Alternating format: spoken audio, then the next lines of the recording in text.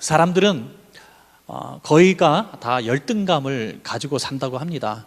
심리학자들의 일반적인 견해에 따른다면 10명 중 9명, 90% 정도는 나름대로 열등감이 있다고 하는 겁니다. 우리가 볼 때 야, 저분은 참 좋겠다, 정말 완벽하구나 하는 그런 분들도 가까이 가서 보면 나름대로 다 열등감이 있다고 하는 것입니다.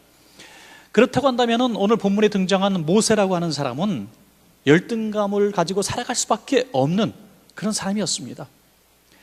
첫째로 보면 그의 나이가 이미 80세가 되었습니다. 여러분, 나이가 80이 되었다고 하면 아무리 건강해도 그 건강이 젊은이만 갖지 못하고요, 또 자신감을 잃어갑니다.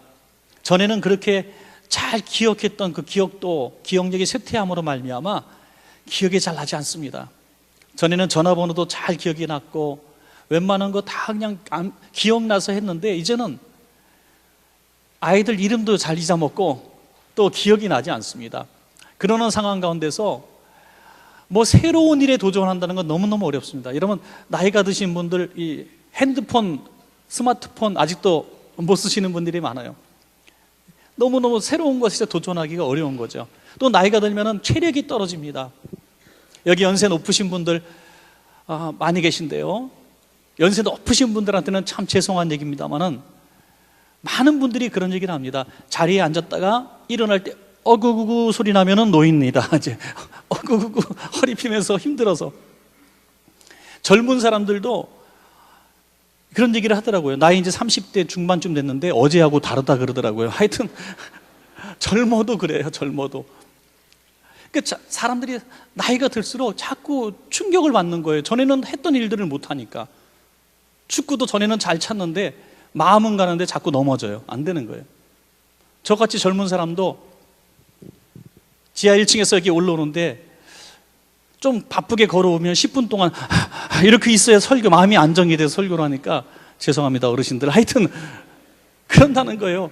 운동 부족이 아니라 나이가 들면은 우리가 좀 열심히 몸을 가꾸지 않으면은 힘들다고 하는 거죠. 그럼 80이 되면은 사실 거의 이제 육신에 약해서 계단 올라갈 때도 정말 옆에 꼭 누가 잡아주지 않으면은 걷기가 힘든 나이가 되는 것입니다.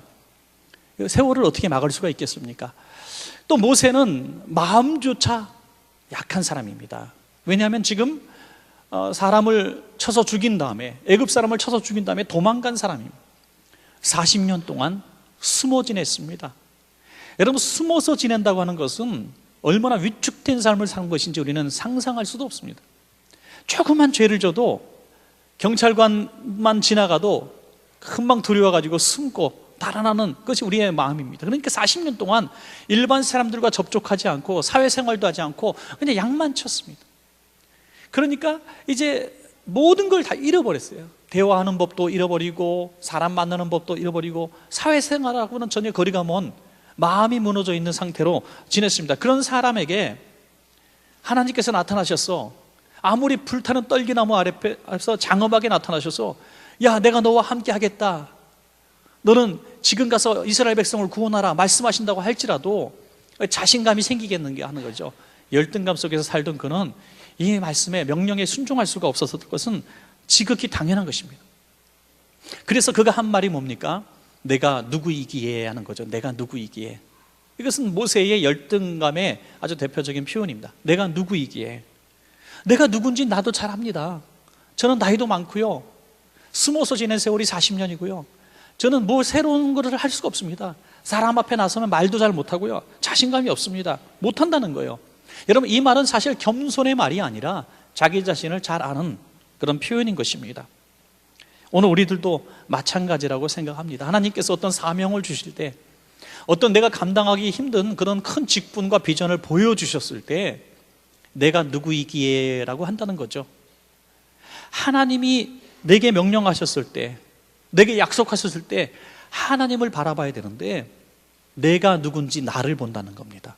사랑하는 여러분, 하나님께서 내게 말씀하셨는가 안 하셨는가 그게 중요한 것이지, 하나님이 내게 말씀하신 말씀과 비전이 맞다고 하면, 하나님이 내게 주신 직분이 맞다고 하면 하나님 바라보시고 아멘하고 순종하시는 여러분 되시길 바랍니다.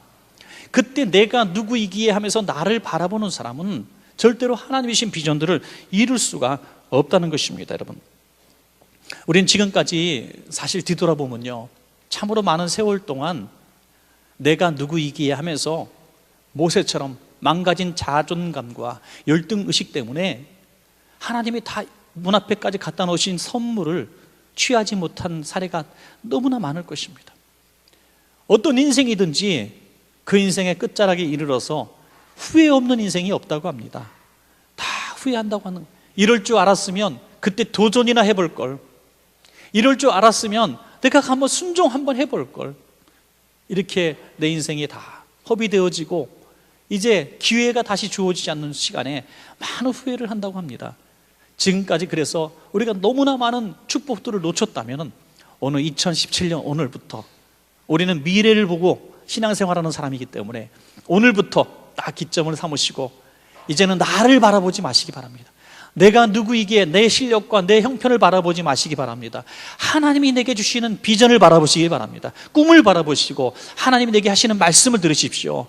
그리고 나는 할 수 없지만 하나님이 말씀하시니 내가 감당하겠습니다, 순종하겠습니다 하시면 이전과 비교할 수 없는 엄청난 삶의 결과가 여러분 가운데 있게 될 줄로 그렇게 믿습니다. 여러분, 오늘 본문을 통해서 우리는 내가 누구이기에 하는 이런 모세를 하나님은 책망하지 않으시고 그가 질문하는 모든 것들에 대한 아주 자상하신 대답을 해주십니다. 또 능력도 보여주십니다. 그래서 결국 쓰시는 하나님을 보게 되는 것입니다. 먼저 모세에게 사명을 주시는 하나님의 말씀부터 보겠습니다. 출애굽기 3장 10절 말씀입니다. 이제 내가 너를 바로에게 보내어 너에게 내 백성 이스라엘 자손을 애굽에서 인도하여 내게 하리라. 큰 비전과 어떤 직분을 주셨습니다. 사명을 주셨어요. 너무너무 두려운 사명입니다. 그런데 중요한 것은 이때가 언제냐? 바로 이제 내가, 지금 때가 되었다는 것입니다. 그때가 언제입니까? 또 이스라엘 백성의 신음소리가, 고통 부르짖는 소리가 하나님의 귀에 들린 때요. 또 모세가 실수투성이고 자기가 뭐든지 할 수 있다는 그 자신감 때문에 사람까지 쳐서 죽이는 살인자가 되고 말았던, 또 그래서 도피 생활을 했던 그 시간들을 다 보내고 난 다음에 아무것도 할 수 없다고 낭망해 있는 80세 되었을 바로 그때에 하나님은 모세에게 말씀하셨다는 거죠. 여러분, 하나님께서 말씀하신 그 순간은 하나님이 이때다라고 작정하신 때라는 것입니다. 여러분, 내가 원하는 때에 하나님이 말씀을 주시는 게 아니라 하나님이 원하시는 때에 우리에게 말씀하신다는 것입니다. 여러분, 우리는 조급한 마음은 가질 게 없는 것 같아요. 인내심을 가지고 하나님의 말씀하실 때 그 순간순간 아멘하면 될 줄로 믿습니다. 여러분, 많은 분들이 10년 앞을 걱정을 해요. 20년 후에 내가 어떻게 먹고 살 것인가 걱정합니다. 그때를 위해서 노후도 준비하고 또 여러 가지 계획도 가지고 살아갑니다. 그러나 하나님의 때, 하나님이 원하시는 그 순간순간만 순종해 간다면 우리의 삶은 하나님이 책임져 주시는 것입니다. 우리는 두려워할 필요가 없는 것입니다. 그러나 모세는 이때를 부인합니다. 하나님, 내가 40세에 왕자의 시절 끝자락에만 있었을 때에도 명령하셨다면 내가 어떻게 해볼 텐데, 건강할 때, 젊을 때, 권력 있을 때 나에게 그런 명령 주시지 않고 왜 다 잃어버린 세월 지난 다음에 나이 많은 80세 노인되어 목동도했을 때 왜 이제 말씀하십니까? 그때도 이스라엘 백성의 싫은 소리가 없었습니까? 있었습니다. 그런데 왜 이제 말씀하셨습니까? 라고 하나님을 향해서 이렇게 불평할 수가 없었던 것이죠. 그래서 하나하나 핑계를 대는데 그 핑계 3가지가 어쩌면 우리가 하고 싶은 핑계를 그대로 하고 있습니다. 첫째로 보면, 하나님, 나를 보낸 자가 누구냐고 이스라엘 백성이 묻는다면 누가 보냈다고 말할까요? 하나님 이름이 무엇입니까? 라고 물어보는 것입니다. 이런 질문에 대한 배경을 좀 살펴본다면, 당시 애굽 사람들은 8신을 섬기고 있었다고 해요. 8신. 그래서 이 애굽 사람들 가운데 누가 갑자기 어느 날에 나는 신의 위임을 받았다, 나는 어느 신의 음성을 들었다 하면서 이렇게 갑자기 등장하는 인물들이 있습니다. 그럴 때 물어본다고요. 너 8신 가운데 어느 신이냐? 이름을 대라. 그 신의 이름을 대라라고 구체적인 질문을 했다고 합니다. 또 이런 배경도 있었겠습니다만은 또 그때 많은 사신들, 대사들 다 마찬가지 아닙니까?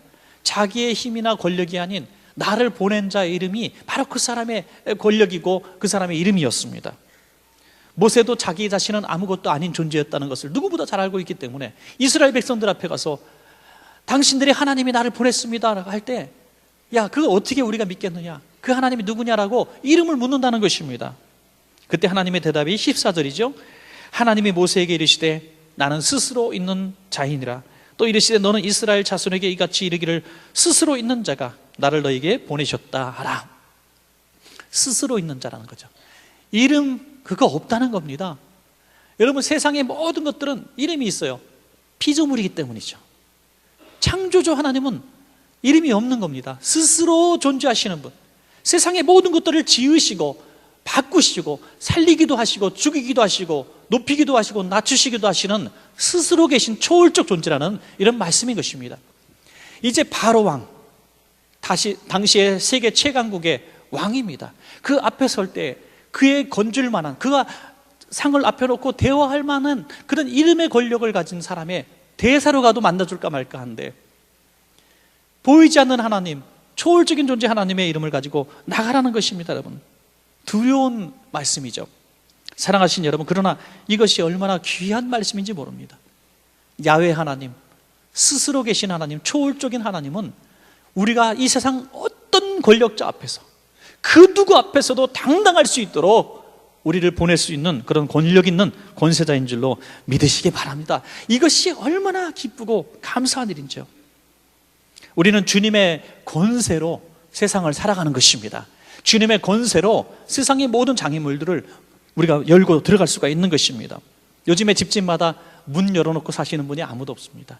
전에는 시골 가면은 문들이 다 열려 있었고, 또 도시에서도 아주 오래전에는 문들이 열려 있어가지고 이렇게 안에도 기웃거리고 뭐 이랬던 전설의 고향 같은 얘기가 있습니다만, 요즘에 문이 다 닫혀 있어요.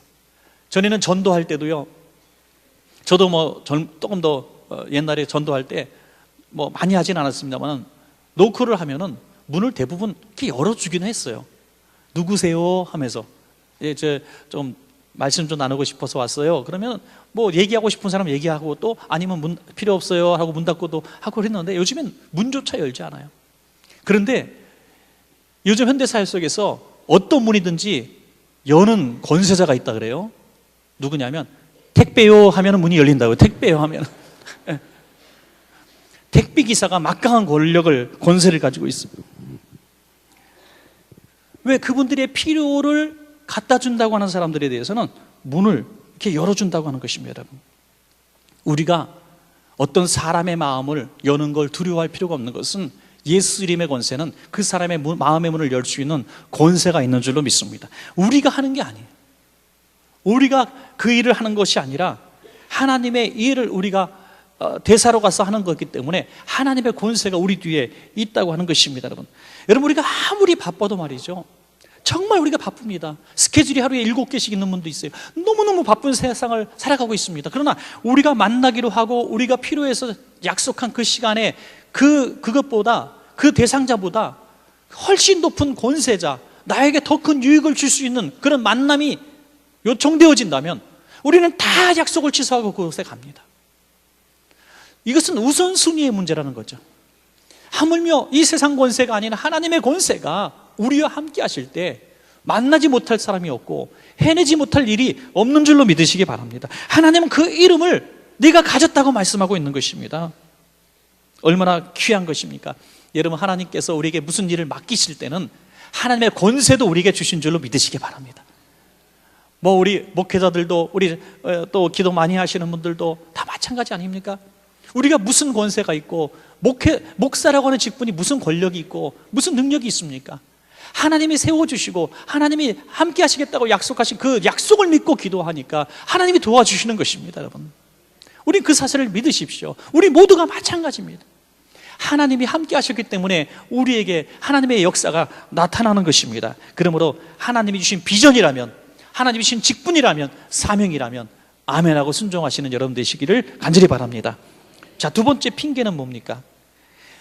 나를 보내신 분이 야훼 하나님이라고 내가 이야기를 해도 이스라엘 백성들이 믿지 않으면, 또 애굽 사람들이 믿지 않을 텐데 어떻게 합니까? 그렇습니다. 사실입니다. 나 하나님이 보냈습니다. 스스로 있는 자가 보냈습니다. 나에게 하나님께서 주신 사명입니다 할 때 사람들이 믿어주겠느냐 하는 거죠. 안 믿어준다는 겁니다. 출애굽기 4장 1절 말씀이죠. 모세가 대답하여 이르되 그러나 그들이 나를 믿지 아니하며 내 말을 듣지 아니하고 이르기를 여호와께서 내게 나타나시지 아니하셨다 하리이다. 내가 하나님을 만난 증거가 있느냐 하는 거죠. 뭘로 믿겠냐는 거죠. 사실 모세의 외모를 보십시오. 80세 노인이고 목동이고 범죄자고 아무것도 가진 것이 없는 사람, 권력도 없는 사람입니다. 그 사람이 내가 하나님의 이름으로 내게 왔다, 내 백성 이스라엘을 풀어달라고 말할 때 미친 사람으로 보지 않겠느냐 이거죠. 그래서 하나님은 그 모세에게 세 가지 이적을 베풀어 주십니다. 하나는 지팡이를 던져라, 그럼 뱀이 되리라. 그 지팡이를 던지니까 정말 뱀이 되는 거예요. 그래서 지팡이의 끝을 잡으니까, 꼬리를 잡으니까 다시 지팡이가 됩니다. 그리고 손을 품속에 넣었다가 빼봐라. 그래서 품속에 넣었다 빼보니까 하얗게 나병이 걸리는 거예요. 나병이 걸렸습니다. 너무나 두려운 가운데 다시 넣었다 빼봐라. 다시 넣었다 빼보니까 살이 여전히 깨끗함을 얻었습니다. 자, 얼마나 놀라운 이적이냐. 하나님이 너와 함께 하신다는 이적으로 너 보여줘라.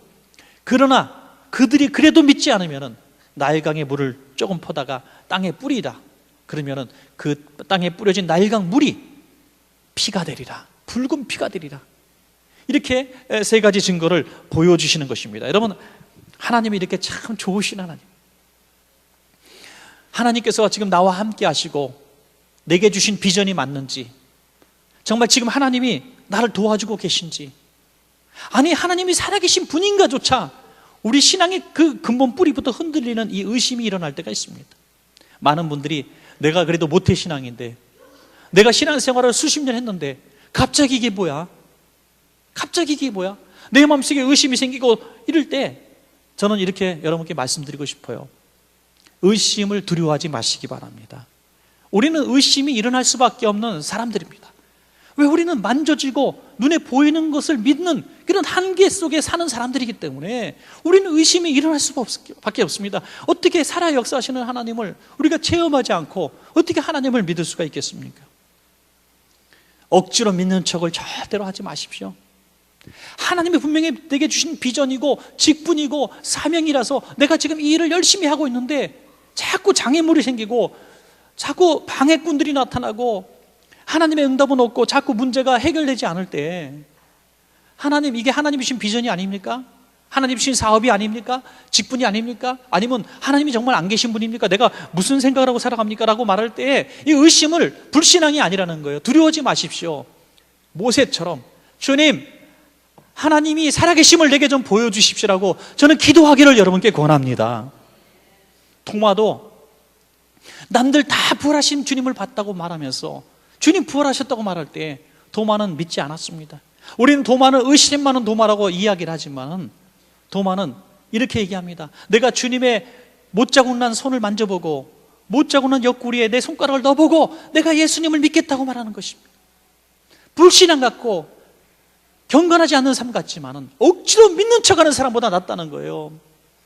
우리는 수십 년 동안 신앙생활하면서 모태신앙이기도 하고 집사가 되고 또 권사님이 되고 장로님이 되고 목회자가 된다 할지라도 정말 살아계신 주님을 경험하지 못하고 지금 내가 정말 하나님이 나와 함께 하시는 것을 확실하게 경험하지 못하고 믿는 척하는 사람들이 얼마나 많은지 알 수가 없습니다. 그런 신앙과 믿음으로는 조금만 가다가 문제를 만나고 장애물을 만나면 이 길이 아닌가벼, 내가 실수한 건가벼, 하나님이 안 계시는 거 아닌가 생각한다는 거예요. 여러분 그런 얘기를 많이 들어보셨을 거예요. 옛날 오래전에 신앙생활할 때 교회들마다 기적이 많이 일어났다는 거죠. 뭐 70년대 60년대 막 이럴 때 교회 부흥하고 막 80년대 초반기에는 교회마다 이적이 많이 일어났다는 말이에요. 왜요? 그때는 그만큼 하나님의 살아계심을 구하는 기도가 많이 있었기 때문입니다. 지금은 우리가 많이 그래요. 이거는 우리가 할 일이야, 이거는 우리가 할 일이야, 하나님이 뭐 이런 것까지 도와주셔, 이렇게 얘기한다는 거예요. 그러나 기도 외에 방법이 없는 그날이 왔을 때 우리는 비로소 하나님의 살아계심을 경험하는 일들이 일어나게 되는 것입니다. 많은 선교사님들이 또 보고합니다. 선교지에서는 기적이 많이 일어난다. 지금도 선교지에서는 기가 막힌 치유의 역사들이, 귀신이 물러가는 역사들이 많이 일어나고 있습니다. 왜 그랬을까요? 하나님의 역사가 아니면 도무지 그들의 마음이 열리지 않고 또 복음이 전거되지 않기 때문에 구하는 것입니다. 하나님 도와주십시오라고 구하기 때문에 역사가 일어나는 것입니다. 여러분, 약도 없고 의사도 없고 병원도 없는데 그 어린아이들이 죽어가고 있는데 선교사님들이 그 아래에 붙들고 어떻게 하겠습니까?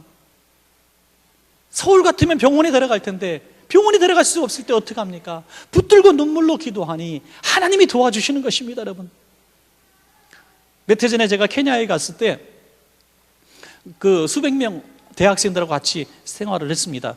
그러다 보니까 이제 선교사님이 제가 말라리아를 의심했어요. 말라리아가 생긴 것 같아서 병원에 빨리 가야 된다. 지금 초기 증상이 이런 나타났을 때 빨리 병원 가서 주사를 맞아야 된다고 막 하는 거예요. 저는 여러분도 그렇겠지만 주사 맞는 걸 별로 안 좋아합니다. 그래서 주사 그거 안 맞아도 된다고 괜찮다고 막 그러는데 선교사님이 얼마나 강권을 하는지, 그래서 억지로 도살장에 끌려가는 어린 양처럼 제가 병원에 끌려갔는데 대학교 옆에, 큰 종합대학 옆에 보건소 같은 쪽 규모가 있는 병원에 데려갔습니다. 그런데 이제 오전에 갔는데 의사가 아직 출근을 하지 않았대요. 환자들은 줄을 쫙 서서 있는데 출근하지 않았다 그래서 다시 들어갔다가 오후 4시쯤 또 갔는데 의사가 퇴근했대요. 퇴근. 단 한 명밖에 없는 의사가. 그런데 아직도 환자들은 그냥 앉아 있더라고요. 너무너무 불쌍한 거예요. 그런가 보다, 다행이다 싶었더니 다음날 선교사님이 포기하지 않고 그 의사가 있는 그 시간에 맞춰서 저를 데려간 거예요. 아닌가 다를까 의사가 딱 있더라고요. 그런데 오늘 진료 안 한대요. 왜 안 하냐 그랬더니 병원 접수받는 그 직원이 오늘 출근을 안 해가지고 접수증이 없으면 내가 진료할 수 없다는 거예요. 그래서 그냥 앉아있다 퇴근해버리더라고요. 그런데도 환자들은 쫙 줄 서서 앉아있어. 너무 불쌍하더라. 그 많은 환자들, 애기 이렇게 끌어안고 있는 아주머니들, 그냥 제가 얼핏 봐도 수십 명의 환자들이 대기석에 줄 쫙 섰는데 그날 치료 한 명도 못 받아. 그런 곳이 아프리카더라고요. 여러분, 그런 곳에서 사역하는 선교사님들 어떻게 하나님의 능력을 구하지 않고 사역할 수 있겠습니까? 여러분, 호치키스라는 선교사는 나이지리아에서 선교한 사람이, 이 사람은 고백하기를 난 40년 동안 거의 홀로 지냈습니다라고 고백했습니다. 외로운 생활을 오랫동안 했어요. 이제 아프리카를 너무 잘한다고 생각해서 이제 한낮에 산책을 하다가 생각을 좀 깊이 하다가 실수를 했어요. 뭐냐면 넓은 벌판에 큰 평화에 자기도 모르게 한복판에 서 있는 자신을 발견하게 됩니다. 돌아가기엔 너무나 멀었고 이곳에 맹수도 많고 큰일 났어요. 그런데 갑자기 정말 물소떼가 오는 소리가 들립니다. 지축이 막 흔들리는 거예요. 다 감이 오는데 자기를 향해서 오고 있습니다. 지금 피하려고 하니까 피할 데가 없어요. 근처에 나무 한 그루 없어요. 아무리 자기가 달려봐야 자기는 죽을 수밖에 없는 상황이 딱 막 부닥친 것을 그는 직감했습니다. 그 순간에 내 선교가 여기서 끝나나 보다 생각하면서 무릎을 꿇었습니다. 무릎을 꿇고 자기를 향해 달려오는 그 상난 물소떼를 몸으로 느끼면서 그는 단순한 기도를 했다고 합니다. 주님, 제가 이곳에 있습니다. 주님, 제가 이곳에 있습니다. 주님, 보고 계십니까? 주님, 살아계십니까? 만약에 주님이 나를 지금 보고 계신다면 저를 보호해 주십시오. 그리고 눈도 뜨지 않고 머리를 숙였습니다. 수없이 많은 물소떼가 자기 바로 좌우편에서 자기 몸을 스쳐 지나갑니다. 그런데 많은 물소떼의 말급을 이렇게 다 지나간 다음에 그는 눈을 뜨고 비로소 하나님이 자신을 꼭 끌어안고 계심을 경험할 수 있었다고 하는 것입니다. 여러분, 사랑하는 여러분, 우리 삶에 큰 위기가 올 때만 주님을 구하시겠습니까? 아닙니다. 주님이 내게 비전을 주셨을 때, 꿈을 주셨을 때, 직분을 주셨을 때 하나님 증거를 보여주십시오. 하나님 정말 살아계심을 한번 보여주십시오. 내 일평생에 단 한 번의 기도라도 하나님 살아계심을 경험하셔서 평생을 이런 확신을 가지고 여러분에게 주신 비전과 꿈을 다 이루시기를 간절히 축원합니다. 마지막 세 번째로, 정말 이 핑계는 참 유치한 핑계처럼 여겨집니다. 뭐라고 핑계됩니까? 마지막 핑계는 저는 말을 잘 못하는 사람입니다. 말을 잘 못하는 사람. 4장 10절입니다. 모세가 여호와께 아뢰되 오 주여, 나는 본래 말을 잘하지 못하는 자니이다. 주께서 주의 종에게 명령하신 후에도 역시 그러하니 나는 입이 뻣뻣하고 혀가 둔한 자니이다. 여러분, 얼마나 유치한 변명입니까? 말을 자기가 아무리 잘한다 할지라도 바로 왕에게 가서 내 백성 이스라엘 백성을 노예에서 다 해방시켜라, 그들의 가진 재산까지 다 그냥 다 주고 남녀노소 아이 할 것 없이 다 해방시켜라, 이렇게 협상할 수 있겠습니까? 최고의 협상가도 주고받고 할 게 있어야 협상을 하는 거지, 아무것도 없는 지팡이든 노인이 가서 노예들을 풀어달라는 것이 무슨 협상이 되겠습니까? 이것은 아무리 말을 잘하는 사람도 할 수 있는 일이 아닌 것입니다. 그런데 모세는 말합니다. 제가 말을 잘하면 할 텐데 말을 못해서 못하겠다는 거예요. 사랑하는 여러분, 우리가 말을 잘해서 무슨 일을 할 수가 있겠습니까? 내가 공부를 많이 해서 무슨 큰 성공을 할 수 있겠습니까? 내가 건강해서 뭐 스포츠에서 탁월한 성적을 내겠습니까? 우린 그렇지 않다는 거 알고 있지 않습니까? 우리는 내 실력, 내 능력, 내 한계로는 아무것도 할 수 없는 것을 우리는 잘 알고 있습니다. 그럼에도 불구하고 하나님 앞에 우리는 그렇게 기도하는 거예요. 하나님, 제게 좋은 직장을 주시면 충성하겠습니다. 제게 좋은 어떤 직업을 주시고 또 제게 좋은 많은 물질을 주시면 내가 이렇게 헌신할 텐데 지금 부족해서 못합니다. 연약해서 못합니다. 가진 거 없어 못합니다. 우리는 그렇게 얘기하지 않습니까? 여러분, 연말이나 연초가 되면요, 어느 교회나 교회에서 집에 가면서 눈물을 흘리는 분들이 있다 그래요. 울면서. 어느 교회나 다 있습니다. 그래서 은혜를 너무 많이 받아가지고 너무 기뻐서 흘리는 눈물인 줄 알았더니 그게 아니라 막 울면서 혼잣말을 한다는 거예요. 이것들이 나 없을 때 회장을 뽑아놨어, 막 이러면서 간다는 거예요. 내가 그래서 자리 비우는 게 아닌데, 아니 목사님 날 뭘 보고 구역장을 만들어 세웠담. 난 말 한마디 못하고 기도만 시키면 내가 벌벌 떨면서 구역 예배도 안 가는데 구역장을 시켜놔 막 울면서 간다는 거예요. 나는 말을 못하기 때문에, 나는 능력이 없기 때문에 아무것도 할 수 없다는 그런 얘기입니다. 이게 겸손으로 보여집니까 여러분? 아니라는 거예요. 여러분, 한번 생각해 봅시다.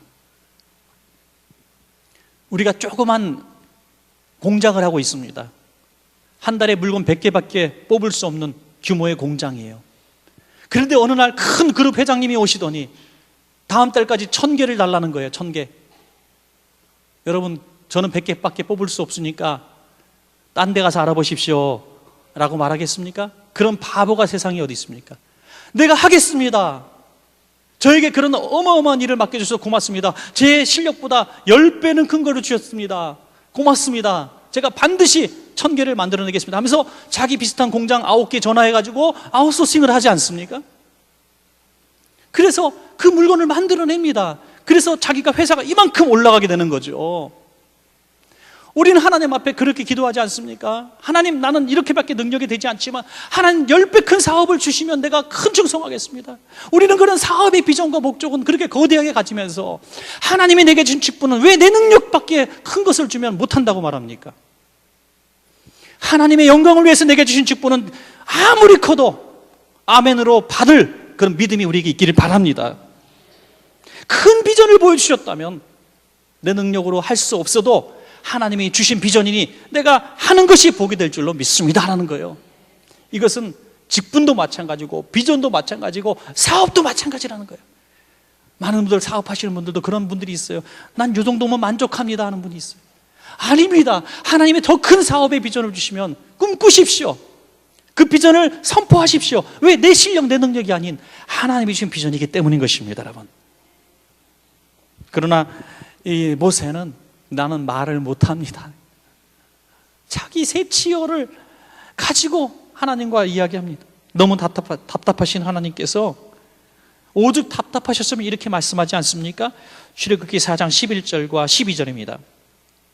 여호와께서 그에게 이르시되 누가 사람의 입을 지었느냐? 누가 말 못하는 자나 못 듣는 자나 눈 밝은 자나 맹인이 되게 하였느냐? 나 여호와가 아니냐? 이제 가라. 내가 내 입과 함께 있어서 할 말을 가르치리라. 저는 이 말씀이 막 가슴에 와닿아요. 저 말 못합니다. 그러니까 하나님이 화가 나셨어요. 야, 너 입을 누가 지었어? 나 여호와 하나님이 아닌데. 내 입을 지은 내가 너 입과 함께 하겠다는데 무엇을 두려워하느냐? 무엇을 두려워하느냐?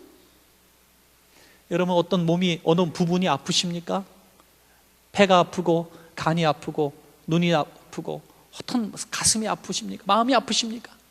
하나님 앞에 이렇게 기도하는 거예요. 하나님, 이 폐가, 이 간이 의학적으로는 어렵다고 말합니다. 하지만 하나님이 간을 내게 지어주신 분이 하나님이신 줄로 내가 믿습니다. 하나님, 내 폐를 지으신 분이 하나님이신 줄로 믿습니다. 제게 이 머리를 정말 아프지만은 이 두통을 낫게 하실 분은 하나님이신 줄로 믿습니다. 라면서 기도하기를 주님은 원하신다는 겁니다. 지으신 분이 왜 그것을 고치지 못하겠느냐는 거죠. 내가 눈을 만들었으니 내가 눈을 뜨게도 할 수 있고 눈을 감는 맹인이 되기도 할 수 있다고 주님은 말씀하고 있지 않습니까, 여러분?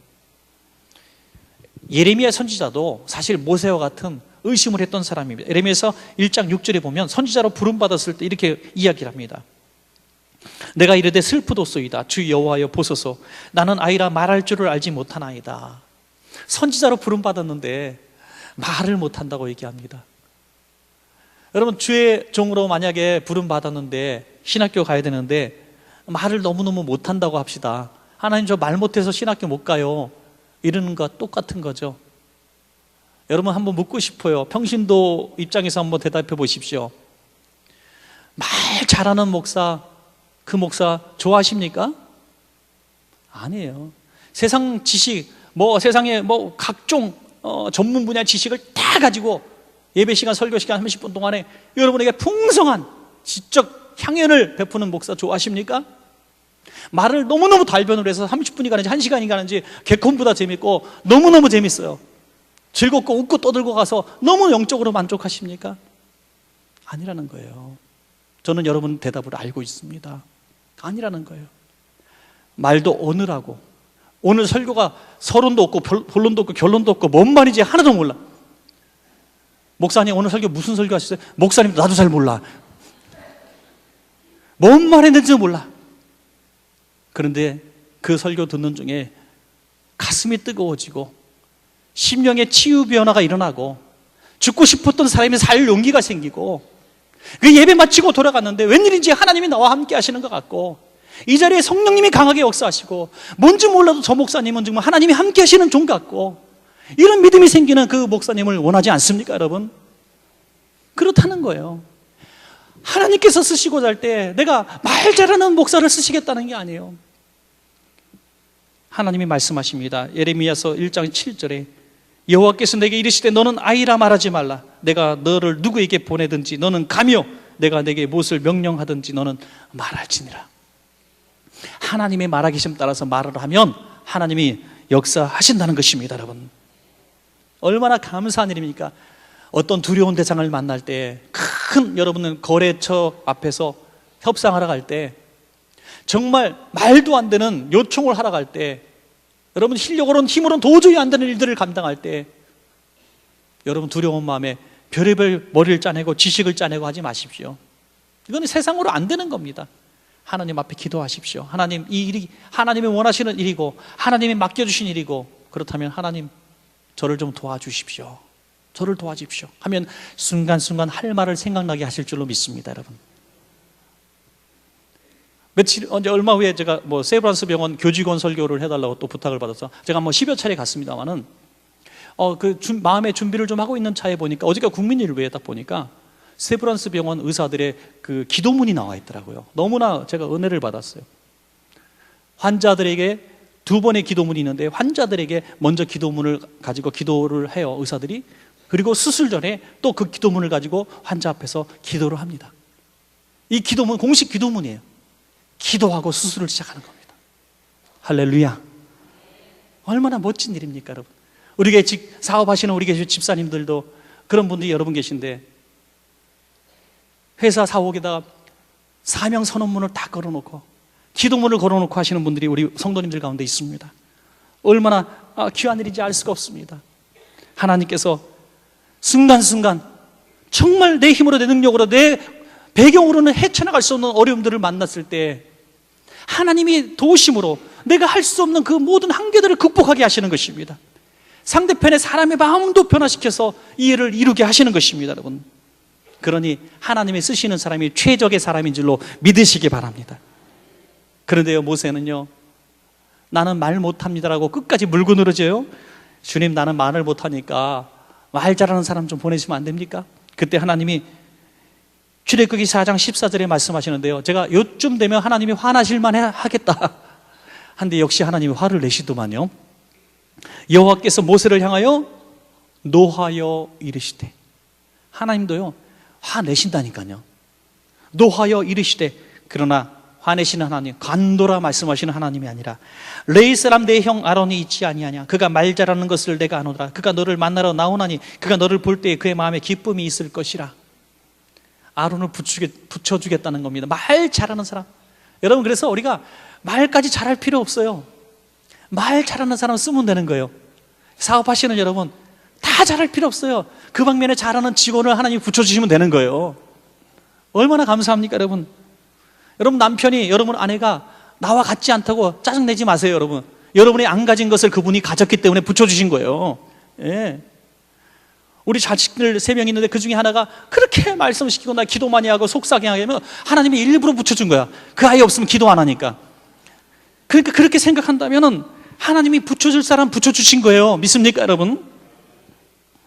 그래서 모세는 아론과 같은 든든한 대변인을 두고 멋진 정치를 시작하게 된 것이고, 그 이후에 믿음을 가지고 40년 광야 생활에 동역자가 든든하게 여호사 갈렙까지 붙여주셔서 승리로운 리더로 승리할 수가 있었던 것입니다. 사랑하신 여러분, 말씀을 이제 정리하기를 원합니다. 저는 지난주 한 주간 내내 정말 무슨 설교를 할까 준비할 때 계속해서 이 마음이 떠올랐어요. 우리 성도님들 가운데 내가 누구이기에 하는 분들이 너무나 많다는 것을 제 마음속에 깨닫게 해주셨어요. 내가 누군데 뭐. 이제 고개를 숙이고 팔도 늘어뜨리고 기운도 빠져버린, 뭔가 새로운 일을 도전하기에는 너무나 늦어버렸다고 생각하는 그런 분들이 너무나 많다. 이건 내 전공이 아니라고 생각하는 분들이 너무나 많다는 겁니다. 그래서 하나님이 이 말씀을 자꾸 생각나게 하셨어요. 다른 설교를 준비했는데 또 이 말씀이 생각나요. 도저히 이 말씀을 전하지 않고는 견딜 수 없게 하셨습니다.